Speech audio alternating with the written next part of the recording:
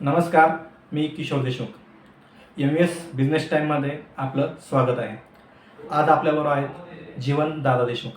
जीवनदादा देशमुख हे वास्तुशास्त्रामध्ये तज्ज्ञ आहेत आणि गेल्या 25 वर्षापासून ते या क्षेत्रामध्ये काम करत आहेत. तर त्यांचा अनुभव, त्यांचा असणारा त्या अनुभवातून जे काही आपल्याला आपल्या वास्तूमध्ये जे काही प्रॉब्लेम असतात किंवा जे काही एखाद्या व्यवसायामध्ये वास्तुशास्त्रात जे काही प्रॉब्लेम असतात ते सॉल्व्ह करण्याचे शिकून आपल्याला महत्त्वपूर्ण अशी मदत करणार आहे आणि त्याचं मार्गदर्शन करणार आहे. तर मी आपलं स्वागत करूया. नमस्कार. सर, सगळ्यात महत्त्वाचं मला काही प्रश्न विचारतो आहे की एखाद्या वास्तुशास्त्रामध्ये वास्तुशास्त्राचं काय महत्त्व असतं?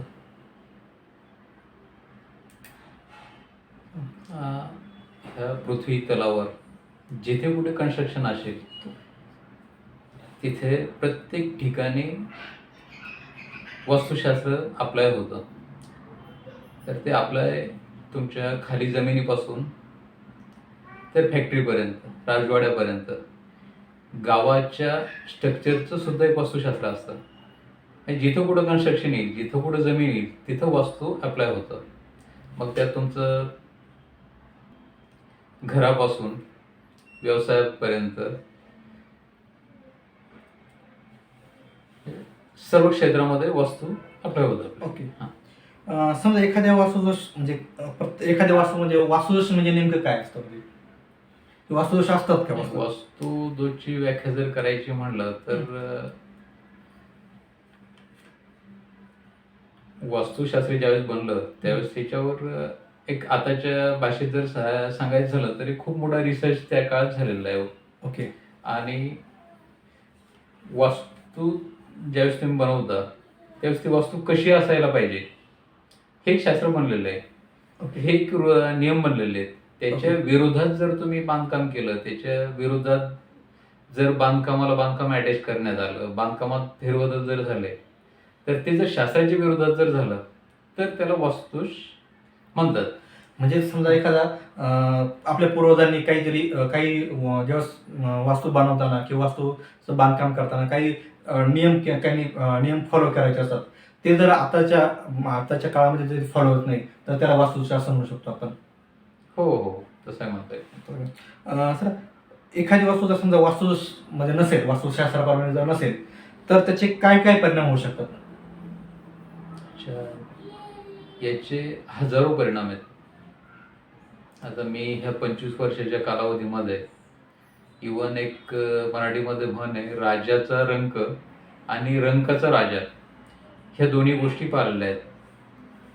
तर याच्यामध्ये साध्या कुडमेडकीचं घर, पत्राचं घर, म्हणजे ज्याला भिंती सुद्धा प्रॉपर नाहीत, अशा घरातली मुलं मी IT इंजिनियर झालेले पाहिले आहेत. छोट्या शटरमधून कंपनीचे मालक झालेले पाहिले आहेत. आणि काही तर किस्से असे आहेत माझे. मी खेड्यामध्ये गेल्यानंतर जस्ट एका साध्या पडीत माळून आणि जिथं फाउंडेशन क्लिअर आहे व ह्या जागेचं स्ट्रक्चर लक्षात येतं ते पाहून मी सांगितलं, या घरातला माणूस ह्या लेवलला पोहोचू शकतो जी शिक्षणातली टॉपची पोझिशन असेल. तर ते घर रिटायर कलेक्टरचं निघालं आणि ते घर त्यांनी सोडून जवळपास एक 25 वर्ष झालेले होते. ओके. ह्या लेवलपर्यंत वास्तू पाहून आम्हाला अनालिसिस करता येतं. ओके. किंवा वास्तूची ह्या पद्धतीचे परिणाम असतात. अच्छा, म्हणजे जरी एखाद्याची आपल्या स्वमालकीची जरी वस्तू असेल, वास्तू असेल तर आणि ती आपण वापरात जरी नसेल तरी त्या वास्तूचा आपल्यावर परिणाम होतो असं आपल्याला आपण म्हणू शकतो का? होतो, कमी प्रमाणात होतो. हो सर. सर, मला हे सांगत आहे, एक वास्तुशास्त्रामध्ये एखाद्या वास्तूमध्ये कुठल्या महत्वाच्या बाबी असू शकतात? वास्तुशास्त्र हे आपलं वास्तू पंचमहाभूताशी रिलेटेड आहे. त्यामध्ये तुमचं बेसिक सूर्यप्रकाश, हवा आणि सर्वात महत्त्वाचं जर असेल तर पृथ्वीमध्ये जे नॉर्थ साऊथ मॅग्नेट आहे, ग्रॅव्हिटी आहे, हे त्याचं बेस. आणि ते जर अनबॅलन्स जर झालं अच्छा तर मग तिथून पुढे तुम्हाला त्रास द्यायला सुरुवात करतो.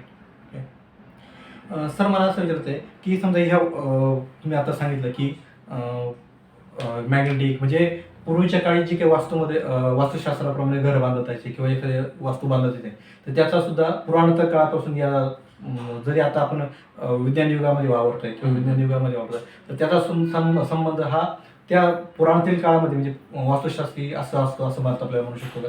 नाही, तसं मला समज नाही. समजा आता जसं आता स्ट्रक्चर आपण बांधतोय किंवा हा. स्ट्रक्चर आणि पुराणामध्ये म्हणजे जुन्या काळामध्ये जे काही वास्तू बांधतात, जरी आता आपण त्याला म्हणजे जुन्या काळचं इंजिनियर आणि म्हणजे जुन्या काळचं वास्तुशास्त्र आणि आताचं इंजिनिअरिंग स्ट्रक्चर असं आपण म्हणू शकतो का? हा, नाही, त्याच्यामध्ये खूप फरक आहे. हे आपल्या हिंदू धर्मामध्ये डेव्हलप झालेले शास्त्र आहे अच्छा. वास्तुशास्त्रामध्ये. आणि याच्यामध्ये मी पहिल्यांदा जसं सांगितलंय तर पंचमहाभूत बॅलन्स केले त्याच्यामध्ये. ओके. आणि ह्या ज्या गोष्टी होत्या ह्या आपण 1960 पर्यंत पाळत आलो. ओके. आपल्या गौंडी असतील, बेलदार असतील, आपले जे हिंदू जे कारागीर होते ज्यांनी जे घर बांधलेले आहेत ते तुमचे मग फाडीमध्ये असतील, विटामध्ये असतील, लाकडामध्ये असतील, इव्हन आपलं कोडमेडकीचं जे घर म्हणतो, कोठ्या टाईप जे घर म्हणतो, सप्पर म्हणतो, झोपडी म्हणतो, कुडाचं घर हा. असं ते सुद्धा त्या काळचे जे कारागीर होते त्यांना नॉलेज असायचं वास्तूचं, ते त्या पद्धतीत बांधायचे. नंतर 1960 नंतर आपलं इंजिनिअरिंग डेव्हलप होत गेलं आणि इंजिनिअरिंग डेव्हलप होत झाल्यानंतर सिमेंट कॉन्क्रीटचं स्ट्रक्चर आलं. आताचं जे स्ट्रक्चर करतोय आपण ते सिमेंटमध्ये करतोय. ते सिमेंटमध्ये जे होतं हे फॉरेनची टेक्नॉलॉजी आहे. तुमचा स्लॅब कसा टाकायचा, विटा किती वापरायचं, सिमेंट किती वापरायचं, आणि हे इंजिनिअरचं नॉलेज. तर ते हिशोबानं इंजिनियर आर्किटेक्ट जे डिझाईन करतात घर, ते घर 100 वर्ष तुमचं टाळलं जात नाही त्याला. ओके. ते परफेक्ट आहे, ते त्यांच्या लेवलला परफेक्ट आहे. पण त्याच्यामध्ये हे पंचमहाभूत जे बॅलन्स व्हायला पाहिजे, जे हिंदूचं घर कसं बांधायचं, प्रकाश किती आला पाहिजे, हवा किती आली पाहिजे, कोणत्या दिशेने आला पाहिजे, प्रकाश कुठून आला पाहिजे, हे बॅलन्स होत नाही आर्किटेक्ट जे डिझाईन करतात.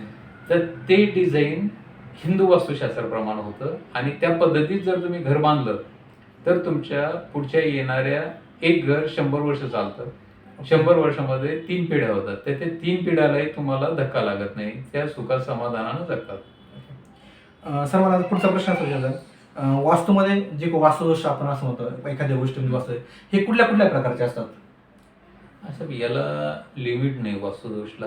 म्हणजे हजारो हजारो आहेत. मी जे आतापर्यंत माझ्या 25 वर्षामध्ये जे सॉल्व्ह केले किंवा जे जवळून पाळले, तर ते वाईटातले वाईट एका एका घरातले 7-7 मृत्यू वास्तुदोषमुळे पाळले. आता एक जर किस्सा ठीक आहे तुम्हाला सांगतो. माझी 97ची वास्तुशास्त्राची सुरुवात होते आणि त्या काळामध्ये आमचं खेडगाव राहण्याचं ठिकाण, आणि खेड्यामध्ये असं असतं की कोणावर जर संकट आलं किंवा त्याच्या पाहुण्यावर जर संकट आलं तर खेड्यातले सर्व लोक धावून जातात. बरोबर. तर असंच आमच्या एका झालटे आंत्री म्हणून बुलढाणा जिल्ह्यामध्ये एक गाव आहे, त्या झालटे आंत्रीमधल्या आमच्या एका काकाच्या साल्यानं आत्महत्या केली. आणि साल्यानं आत्महत्या केल्यानंतर साहजिकच जवायला जावं लागलं त्या सर्व कार्यक्रमसाठी किंवा मग त्यांना मदत म्हणून. तर त्याच्यामध्ये माझाही जाण्याचा योग आला काकासोबत. आम्ही पूर्ण गाडी भरूनच गावातले लोक गेलो. तर तिथं गेल्यानंतर मी 97 मध्ये वास्तुशास्त्र शिकलेलो होतो. त्यावेळेस मी वास्तूचे चांगले वाईट परिणाम जस्ट ऑब्झर्व करत होतो, काय होतं वास्तूचं. तर ते जे घर होतं ते वास्तूमध्ये एक शूल नावाचा एक दोष आहे, तर तो महादोष आहे वास्तूमध्ये. तर ते शूल महादोष वास्तुदोष असलेलं घर होतं. तर तिथे त्या घरात गेल्यानंतर माझं वय कमी, खूप सेन्सिटिव्ह होतो मी त्यावेळेस. ओके. आणि तिथे गेल्यानंतर जी परिस्थिती पाहिली, ज्या ईश्वर झालटे नावाच्या त्या आमच्या काकाच्या साल्यानं आत्महत्या केली, त्यांनी आत्महत्या केली. त्यांचे 2 मुलं अनाथ झालेले. आता 2 मुलं अनाथ झाल्यानंतर ते मुलं पाहून मला खूप वाईट वाटलं. मग ज्यावेळेस तिथे गेल्यानंतर चर्चा होती कसं झालं काय झालं, तर ते 2 मुलं अनाथ झाले. 2 मुलं अनाथ व्हायच्या अगोदर त्यांच्या आईनं आत्महत्या केलेली, तोही वास्तुदोष. आईनं आत्महत्या केली. नंतर मग घरात कोणीतरी यांना म्हणजे परत पत्नी पाहिजे स्वयंपाकासाठी म्हणा किंवा अजून आपल्या लोकांचं काय असतं, तर त्यांनी दुसरं लग्न केलं आणि 6 महिन्यानंतरच यांनी आत्महत्या केली. ओके.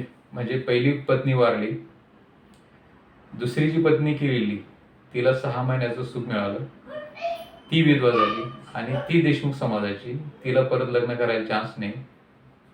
तिचं आयुष्य वाया, म्हणजे वडील गेले, आई गेली, सावत्र आई, तिचं आयुष्य वाया. हे 2 मुलं अनाथ. आणि नंतर घरी सांभाळायला जर आले तर आजोबा आणि आजी याच्यामध्ये कहर. आजोबाची परिस्थिती बिकट, आजोबाई दुसऱ्याच्या घरी कामाला आणि घरी फक्त 2.5 एकर जमीन. राहिली आजी, तर आजीला सुद्धा त्या काळामध्ये कॅन्सर. आता ती परिस्थिती ऑब्झर्व करा तुम्ही काय असेल तर. खूपच डेंजर सिच्युएशन. तर हा 100% दोष. म्हणजे आणि मी वास्तूच्या बाबतीत माझे जे काही कॉमेंट होतील भविष्यामध्ये, याच्या अगोदरही कोण काही ऐकलं असेल तर प्रत्येक गोष्ट माझी प्रॅक्टिकल आहे. प्रत्येक गोष्ट मी जे काही बोलतो ते प्रत्येक गोष्ट तुम्हाला पाहायला भेटेल. ओके. तुम्ही कधी क्रॉस चेक करू शकता. आणि समोर नंतर ते मुलं आता मोठे झाले, त्यांचं लग्न झालं. लग्न झाल्यानंतर ते 2 अनाथ जे मुलं झाले होते ते त्याच घरामध्ये जरी बाहेर निघाले तरी तिथंच त्यांचं वास्तव्य. नंतर हा मोठा जो मुलगा आहे, हा मोठा मुलगा परत औरंगाबादला आला. औरंगाबादला जॉब करत होता. जॉब करत असताना 3 जण मोटरसायकलवर, यांचा परत ॲक्सिडेंट झाला. ॲक्सिडेंट झाल्यानंतर याला एवढा सिरियस मार लागला, बाकी दोघांना काही झालं नाही. हा परत कोमामध्ये होता, ICU मध्ये होता. आता धोक्याच्या बाहेर आहे. पण हिस्ट्री कशी रिपीट होते आणि वास्तुदोष परत परत कसा लागतो याचं हे आदर्श उदाहरण. ओके. सगळ्यात महत्त्वाचं म्हणजे जे शहरी भागामध्ये राहतो किंवा हां. जे पुणे, मुंबई किंवा मोठ्या मेट्रो सिटीमध्ये राहणाऱ्या लोकांचा एक संदर्भात असा प्रश्न आहे की समजा एखाद्या सध्या कसं आहे की फ्लॅट सिस्टीम आहे सिटीमध्ये. राहण्याची जागा आहे, राहण्याची जागाचे प्रमाण कमी आहे किंवा लोक संकुचित जागेमध्ये, कमी जागेमध्ये राहण्याचा प्रयत्न करतात. तर अशा जे काही काही वास्तुदोष असेल तर ते वास्तुदोष निवारण्यासाठी काही तोडफोड करावं लागते का? नाही, आता काही वैदिक पद्धती आहेत ज्या बिना तोडफोडीच्या आहेत. आणि जस्ट याच्यामध्ये हे बिना तोडफोडचं शास्त्र एक रिसर्चमध्येच आहे. हे डेव्हलपमेंट स्टेजला आहे. अजून परफेक्ट कोणीच सांगू शकत नाही माझी ही रेमेडी आहे आणि ही परफेक्ट आहे. तरी पण काही रेमेडीज आहेत त्यात, तर त्या काम करतात बिना तोडफोडमध्ये, करायला हरकत नाही. म्हणजे आणि दुसरा एक गोष्ट आहे की समजा एखाद्या वास्तूविषयी तोडफोड न करता आपण म्हणजे काय काय करू शकतो बस याची काही कल्पना देऊ शकतो आपण? आणि ते डिपेंड्स. म्हणजे प्रत्येक वास्तूवर डिपेंड असू शकतो. हो. आणि त्यात एक वैदिक जी पद्धत आहे आपली ती रत्न अध्याय, ती एक वैदिक आहे. बाकी मग रिसर्च स्टेजला आहेत बाकी सर्व जे काही पद्धती आहेत. म्हणजे पिरामिड असतील, तार असतील, क्रिस्टल असतील, कलर थेरपी आहे, या बऱ्याच प्रकार येतात. म्हणजे ज्याप्रमाणे डॉक्टर एक असतो आणि पेशंट वेगवेगळे असतात आणि त्या पेशंटनुसार डॉक्टर ट्रीटमेंट करतात, तसे वास्तुशास्त्रात एक जरी असले तरी प्रत्येक वास्तू हे वेगवेगळ्या प्रकारचे असतात. वेगवेगळ्या प्रकारे ठिकाण, स्थान किंवा ह्या बाबीवर असतात. त्या दृष्टिकोनातून वेगवेगळ्या ठिकाणी वेगवेगळे अप्लाय होऊ शकतं, असं आपल्याला होऊ शकतं. हो हो हो. नाही, आमच्यासाठी तर प्रत्येक घर रिसर्चसाठी अलगच आहे. प्रत्येक घराचे प्रॉब्लेम अलग आहेत. सगळ्यात महत्त्वाचे म्हणजे जे आता सध्या आपल्या मराठा व्यवसाय संघाचे किंवा MVS बिझनेस टाइमचे सध्या अनेक जण बिझनेस करतात किंवा बिझनेस करण्याची इच्छुक आहेत किंवा काही नवीन स्टार्टअप करतात किंवा ऑलरेडी आता सध्या बिझनेस आहे पण तो वाढत नाहीये. सगळे त्यांच्याकडे म्हणजे बिझनेससाठी जे आवश्यक आहे या सगळ्या बाबी आहेत, परंतु तरी सुद्धा बिझनेस ग्रोथ होत नाही किंवा बिझनेसमध्ये अनावश्यक अशा समस्या येत असतात. तर त्या दृष्टिकोनातून दुकानामध्ये किंवा व्यवसायामध्ये अशा काही जागेमध्ये काही वास्तू असू शकतात का? हो, दुकान किंवा व्यवसाय म्हणजे जिथं व्यवसाय आपण करतो मग ती कुठली जागा असेल? 100% असतात. 100% वास्तूचा आणि बिझनेसचा संबंध आहे. फक्त जे लोक ज्यांची पहिली किंवा दुसरी पिढी आहे बिझनेसमध्ये, त्यांना ह्या गोष्टी माहिती नाहीत. त्यांना ह्या गोष्टी आज फेस करावं लागतात. पण वास्तू आणि बिझनेस याचा खूप मोठा संबंध आहे. याचं साधं उदाहरण सांगतो तुम्हाला. आपण सहज रोडनं जात असतो तर कधी कधी आपल्याला गरज नसताना काही दुकान हायलाईट होतात. ओके. दिसत चालतात आपल्याला अपेक्षा नसते, दुकानशी कधी संबंधही नसतो. नाही सर, इथेही दुकान आहे, इथेही दुकान आहे. परत तुम्हाला ते जायला सांगायचं काम नाही पडत. पण बऱ्याच वेळेस असं होतं, तुम्ही एखादं दुकान शोधता एखादं घर शोधता, परत परत तिथून जाता तुम्ही, तुम्हाला ते दुकान सापडत नाही, ते घर सापडत नाही, तर ते वास्तुदोष. ओके. आणि जे गरज नसताना हायलाईट होतं ते वास्तूच्या हिशोबाने परफेक्ट. ओके. आणि सर्वजण आता सध्या आपल्या एम परिवारमध्ये किंवा मराठी व्यवसायामध्ये अनेक असे व्यावसायिक आहे जे स्वतःचं उत्पादन करतात किंवा स्वतःचे वर्कशॉप आहे, स्वतःची कंपनी आहे. तर अशा कंपनीमध्ये सुद्धा अनेक वास्तुदोष असू शकतात का? 100% असतं. की जेणेकरून त्याच्या म्हणजे वास्तूच्या उत्पादनावर आता किंवा मी सेल परिणाम होऊ शकतो. पर्टिक्युलर समाजाचं नाव घेत नाही, पण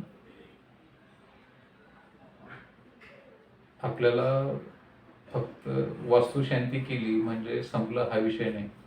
वास्तुशास्त्र खूप मोठं आहे. तुमची जागा सिलेक्शन पासून तर नवीन लेआउट करण्यापर्यंत, तर फायनल तुम्ही ज्यावेळेस फॅक्टरी सेटअप करता तिथून प्रत्येक तुमचा फ्लो चार्ट जो आहे तो फ्लो चार्ट कशा पद्धतीनं पाहिजे त्या पद्धतीनं वास्तू मध्ये डिझाईन होतं. त्या पद्धतीने जर तुम्ही केलं तर तुम्हाला 100% अडचणी येत नाही. तुमच्या मजुराचे प्रॉब्लेम असतील, शेलचे प्रॉब्लेम असतील, डिस्प्यूट असेल. म्हणजे आपल्या मराठी व्यवसाय संघाच्या परिवाराच्या जे काही सदस्य आहेत किंवा जे हा जो काही व्हिडिओ बघत असेल आणि तुम्ही जर आपण व्यवसाय करत असाल आणि जर आपल्या व्यवसायामध्ये आपल्या व्यवसायात ग्रोथ होत नसेल, आपल्याकडे सर्व प्रकारचे मटेरियल किंवा स्वरूपाची व्यवस्था असून सुद्धा जर आपला व्यवसाय होत नसेल, तर मला असं वाटतं की हा एक ऑप्शन किंवा हा एक पर्याय म्हणजे वास्तुदोष आहे का हे पण एक बाजू तपासून पाहिजे पाहिजे असं मला वाटतं. बरोबर. मी पेट्रोल पंपचे बिझनेस वाढवलेले आहेत, पेट्रोल पंपचे डिझाईन केले आहेत आणि इवन छोट्यातल्या छोट्या टपरीपासून तर साधं तुम्हाला सांगतो, एखादा रोडवर बसणारा फळ विक्रेता आहे, त्याला कशाची आली वास्तू? बरोबर. तुमच्या नॉर्ममध्ये त्याला कशाची आली वास्तू? हम्म. पण ऍक्च्युली त्याला सुद्धा वास्तू आहे. तुम्ही चौकात पहा, सर्वांचे धंदे सारखे होत नाहीत. हे मात्र ती वास्तू जो चांगला धंदा करतो तर तो ज्या जागेवर बसतो त्याला ती तिथली एनर्जी मिळते. ते आमच्या नॉर्थमध्ये असतात, तर त्यामुळे ते बिझनेसही चांगला होतो त्यांचा. बाकी कटकटी होत नाही, नुकसानही होत नाही. आणि इवन जे आपण म्हणतो सौकेसाठ हे प्रकार होत नाहीत. म्हणजेच आपल्या परिवारामध्ये जे काही कोणी व्यवसाय करत असेल, कोणी दुकानामध्ये काही आपला सुद्धा स्वतः मॅन्युफॅक्चर वगैरे असेल किंवा सेल करत असेल किंवा सर्व्हिस सेक्टरमध्ये असेल, तर त्यांना मला असं वाटतं की बाबा आपला जर आपला व्यवसाय चालत नसेल किंवा आपल्या व्यवसायामध्ये वाढ होत नसेल, तर त्यांनी हा वास्तुशास्त्राचा एक उपाय करून पाहावा असं मला असं वाटतं. सर, मला अजून पुढचा असा प्रश्न येतो की आपल्याला माझा व्यवसाय आहे, तो माझा व्यवसाय वाढवायचा आहे, तर त्याच्यामध्ये मला ग्रोथ करायची आहे, तर मी म्हणजे कुठल्या बाबी वास्तुशास्त्र दृष्टीने लक्षात घेतल्या पाहिजे? तर याच्यामध्ये ना मी याच्या अगोदर काही काम केलेलं आहे, त्याच्यामध्ये मी त्यांचं जागा पाहून व त्यांना तुमच्या बिझनेसमध्ये 20% ग्रोथ होऊ शकतं, 200 होऊ शकतं की 400 होऊ शकतं. ते मला जेवढे दोष आढळतात किंवा मला जी असं वाटतं याच्यामध्ये एवढा स्कोप आहे किंवा काही जागा पाहून मी सांगितलं ह्या जागेत धंदा चालणारच नाही, तर ते सुद्धा माझे किस्से आहेत. ओके. आणि बरोबर. तुमची ज्यावेळेस जागा पाहू आपण, जागा पाहिल्यानंतर मला ते अनालिसिस करून सांगता येईल, पण 100% तुमचा कमीत कमी 20% तरी प्रत्येकाचा धंदा मी वाढू शकतो याची मला गॅरंटी. आपल्या जे काही हा जो काही व्हिडिओ आपण बघत असाल आणि आपल्या परिवारातले जे काही सदस्य हा व्हिडिओ बघत असाल, त्यांना सुद्धा माझी विनंती आहे, जर आपला व्यवसाय चालत नसेल किंवा आपल्या व्यवसायामध्ये अडचण येत असेल, तर मला असं वाटतं की आपल्या जीवनदादा देशमुख यांच्याशी आपण संपर्क करू शकता आणि आपल्या त्यांचं मार्गदर्शन घेऊ शकता आणि आपल्या व्यवसायामध्ये अधिक ग्रोथ कसा होईल किंवा अधिक आपला व्यवसाय कसा वाढेल याच्याकडे आपण मला असं वाटतं की चांगल्या प्रकारे सर मदत करू शकतात. सर, मला पुढचा असा प्रश्न विचारता आहे, सर, मलाच माझा व्यवसाय वाढवायचा आहे, मला माझ्या दुकानामध्ये, माझ्या घरामध्ये सगळ्यात वस्तूच याची कल्पना आहे, पण मला तुमच्याशी जर संपर्क साधायचा असेल तर मी तुमच्याशी संपर्क कसा साधायचा? म्हणजे त्याच्यावर आपण तो आपला संपर्क किंवा आपलं पोस्टल ॲड्रेस आपण देऊ शकता का? हो. ॲक्च्युअल मी पूर्ण भारतभर फिरतो. महाराष्ट्रामध्ये कंटिन्यू माझ्या या कोरोनाच्या पिरियडमध्ये पण आमचा एक व्यवसाय आहे.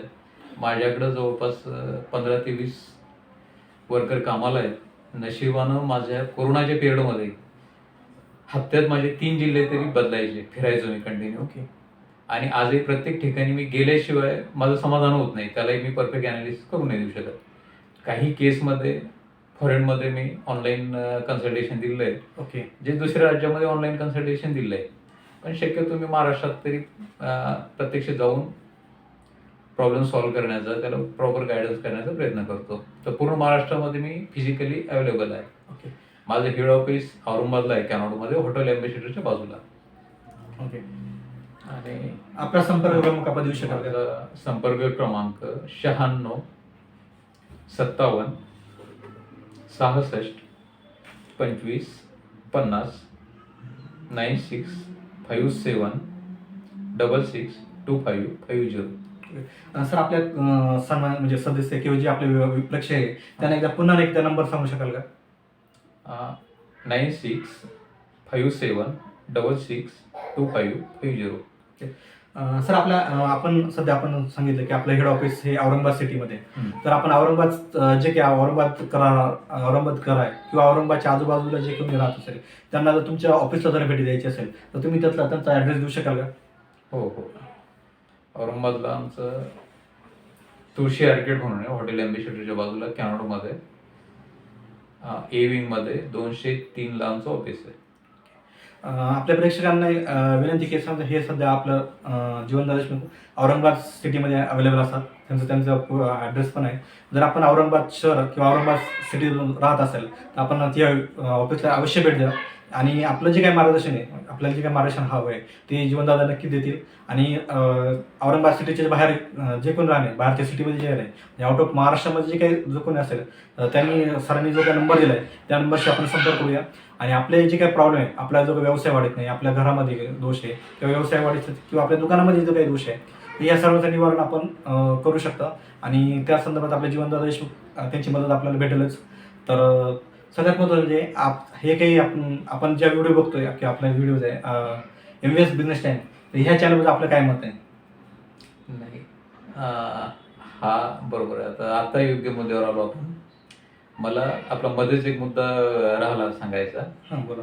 की जे लोक कंटिन्यू बिझनेसमध्ये आहेत, ओके आता MVS जे काम करत आहेत हो किंवा MVS ला जे लोक अटॅच आहेत त्यांचा पहिल्या किंवा दुसऱ्या पिढीमध्ये बिझनेस आहे. बरोबर. पण ज्यांच्या पिढीमध्ये धंदा आहे, जे पिढीचा धंदा करतात त्यांचे गुरु असतात आणि ते गुरु त्यांना सांगतात वास्तुशास्त्र फॉलो करा. ओके आणि तुम्हाला सर्वांना माझं एक आव्हान आहे, तुम्ही फक्त क्रॉस चेक करा. जे बिझनेस चांगले चालतात त्या बिझनेसमध्ये जायचं आणि पूर्वेकडे तोंड करून उभं राहायचं. त्या बिझनेसमध्ये तुम्हाला डाव्या हाताच्या समोर पाणी, देवघर आणि आसरा, मिरर, या तिन्ही गोष्टी सापडतील तुम्हाला. ओके याच्यावर तुम्हाला ते थोडं क्रॉस चेक होईल. आणि याच्या उपर नाही समजलं तर मला फोन करा, मला बोलवा. मी आल्यानंतर तुम्हाला एकदा घर दाखव तुमचं. म्हणजे बऱ्याच वेळेस तुमचं बिझनेसची जागा चांगली असते, घर खराब असतं, तिथे तुमचे घरचे प्रॉब्लेम बिझनेसमध्ये येतात, बिझनेसचे प्रॉब्लेम घरात जातात, तिथे डिस्टर्ब होतं. घरी वास्तूची हिशोबाने असलं पाहिजे आणि बिझनेसही वास्तूची हिशोबाने असलं पाहिजे. सरांनी मुद्दाम म्हणजे मला पण विशेष वाटलं की जसे काही ठराविक लोकांचे व्यवसाय खूप चालतात किंवा खूप प्रगती होते तर त्यांचे सुद्धा गुरु असू शकतात. हे मला पण आताच का म्हणजे आपण सांगितलं.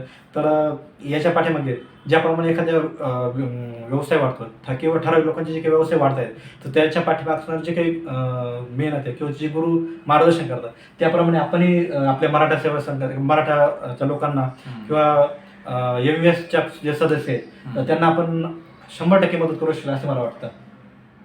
100% त्यांच्यासाठी मी 24 घंटे अवेलेबल आहे.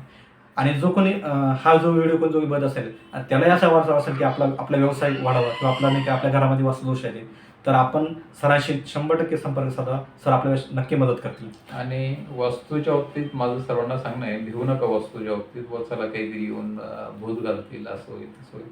माझ्याकडे सर्व प्रकारचे क्लायंट आहेत, जे मानणारे न मानणारे, सायंटिस्ट पासून तर पार मजुरापर्यंत सर्व लोकांचं मी काम करतो. आणि त्याच्यामध्ये थोडंसं काही गैरसमज पाहिला मी तर तसं काही नाही. जसा माणूस असला त्या पद्धतीत मी त्याला त्या प्रॉब्लेम मधून बाहेर काढू शकतो, त्यांना त्या पद्धतीचं सोल्युशन देऊ शकतो. म्हणजे वास्तू हे सायंटिफिकली क्लिअरिफिकेशन करून आपण 100%. म्हणजे आतापर्यंत समाजामध्ये असं होतं की वास्तुदोष म्हणजे वेगळंच काहीतरी किंवा अंधश्रद्धा, तर हे न मानता एक सायंटिफिक प्रूफ म्हणजे विज्ञाननिष्ठ ज्याला आपण म्हणू शकतो, असं वास्तुदोष निवारण आपण करू शकतो असं मला वाटतं. बरोबर. तर आपला शेवटचा एक प्रश्न, आता आपण हा व्हिडिओ एम-एस बिझनेस टाइम आहे जो आपलं यूट्यूब चॅनल आहे, तर या यूट्यूब चॅनलवर आपलं काय मत आहे? ही काळाची गरज होती आणि एम-यू-एस एक प्रॉपर दिशेनं जातोय. एम-यू-एसला माझ्या खूप शुभेच्छा. सर्वांनी यूट्यूब चॅनल पहा, सबस्क्राईब करा आणि ह्या पद्धतीच्या ॲक्टिव्हिटीमध्ये सर्वांनी इन्व्हॉल्व्ह व्हावं आणि तुमची सुद्धा जे बिझनेस असतील तेही ह्या माध्यमातून प्रमोट करण्यासाठी खूप चांगल्या पद्धती एम-यू-एस ग्रुप मेहनत घेतोय. त्यांनाही माझ्या हार्दिक शुभेच्छा.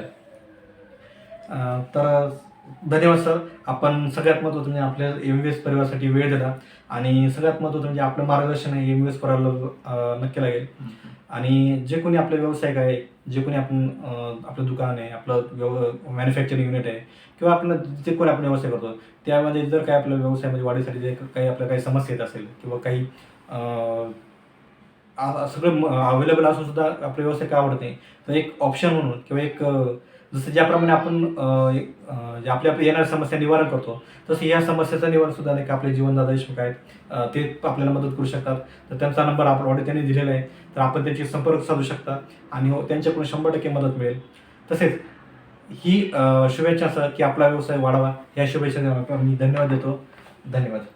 धन्यवाद. नमस्कार.